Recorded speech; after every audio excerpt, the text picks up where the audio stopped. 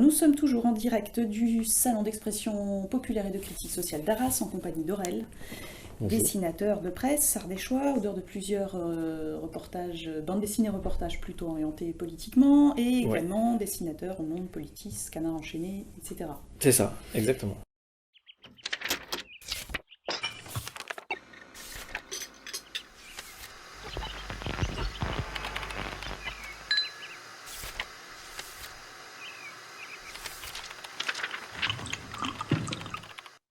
L'association qui organise ce salon s'appelle Colère du Présent. Ouais. Et quelles sont vos raisons de colère sociale actuelle à vous, en tant qu'artiste déjà engagé dans une démarche politique et sociale? Des colères qui seraient liées au métier d'artiste en tant qu'artiste, quelle colère je peux avoir à exprimer Exactement, et quel va être un peu votre ressenti de la société, alors, dans la mesure où vous êtes déjà engagé et votre métier d'artiste vous permet de les exprimer. Mhm. Est-ce qu'il y a aujourd'hui franchement des choses qui vous tiennent à cœur? Ben, je pense que, enfin, pour moi, les deux plus gros scandales actuels et contre lesquels je comprends pas que ça soit pas plus, qu'il n'y ait pas plus de choses qui soient faites, mais à titre personnel aussi, c'est-à-dire qu'on fait tous jamais Mhm. assez. C'est d'un point de vue vraiment ponctuel actuellement, j'espère que ça durera pas non plus trop longtemps, c'est les migrants. C'est-à-dire Mhm. l'espèce de.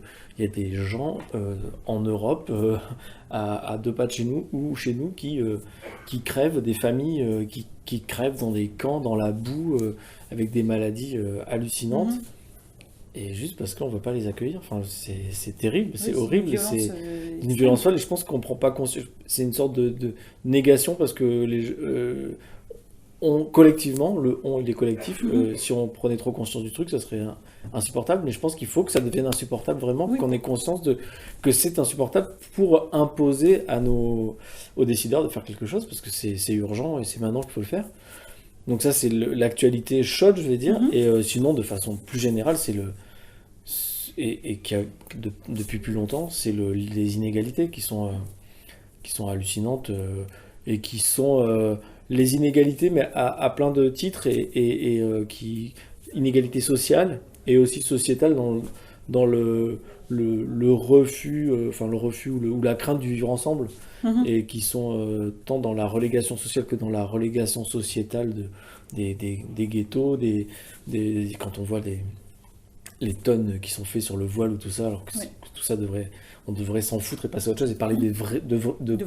problèmes Enfin, socio-économiques. je dis pas que il n'y a pas des vrais questionnements à avoir, mais il faut pas que ça devienne l'alpha et l'oméga de la discussion des problèmes de Mhm. société, quoi. Ça, on a juste l'impression que c'est fait pour recouvrir d'autres problèmes pendant qu'on discute de ça.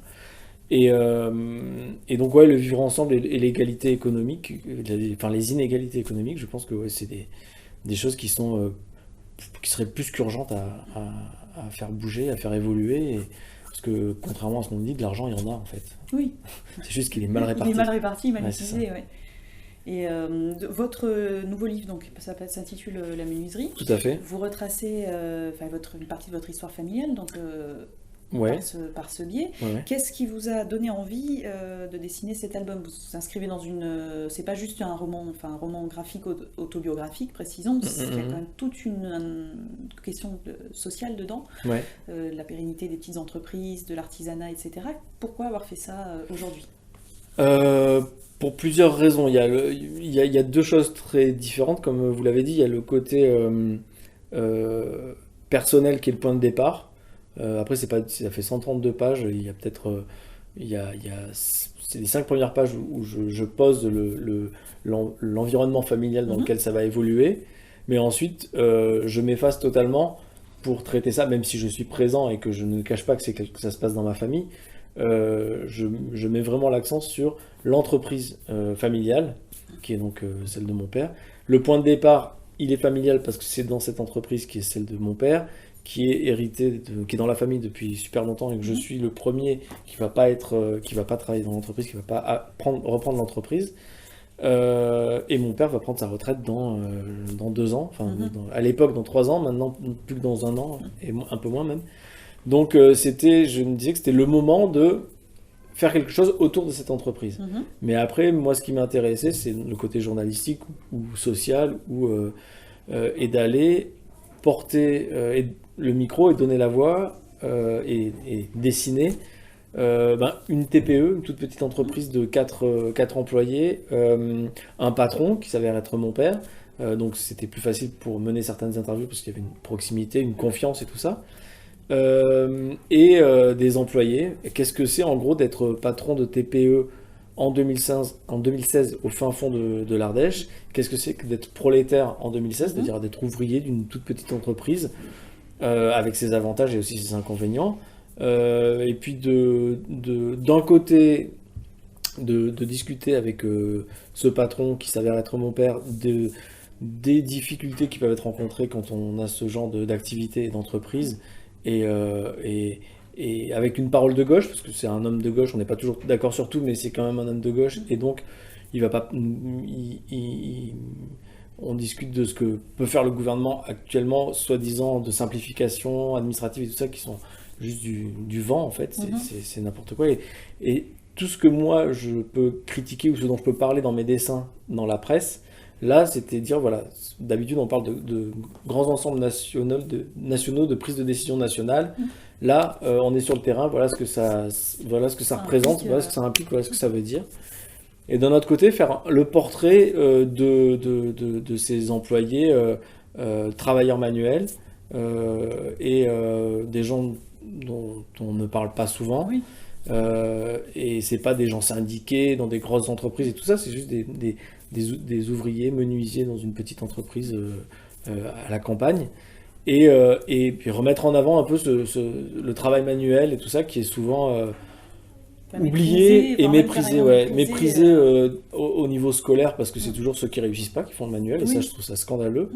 Et d'un autre côté, en effet, dès qu'on parle des employés ou des ouvriers, on va, et c'est aussi très bien, mais il n'y a pas que ça, porter le micro aux syndicats ou aux employés, aux ouvriers des très grosses entreprises. Et il n'y a pas que ça. Oui, non, il y a aussi ces gens à une échelle plus humaine. Exactement, plus proche, et qui ont une relation aussi avec le patron qui a il y a ses moments, ses bons moments et ses mauvais moments, mais beaucoup plus humaines et beaucoup plus proches, et qui n'est pas dans un combat permanent, quoi. Ils sont dans un... Ils vont ensemble, ils mènent quelque chose ensemble, même s'il y a un patron et des employés, c'est sûr. Oui, il y a forcément une hiérarchie, des conflits, etc. Exactement. Mais à une autre échelle. Exactement. Et vous vous dites parfois que vous auriez dû reprendre la menuiserie, vous vous interrogez parfois? Non, pas vraiment en fait. Non. Pas vraiment parce que la question s'est pas vraiment posée, ça se serait pas posé au bon moment et tout ça.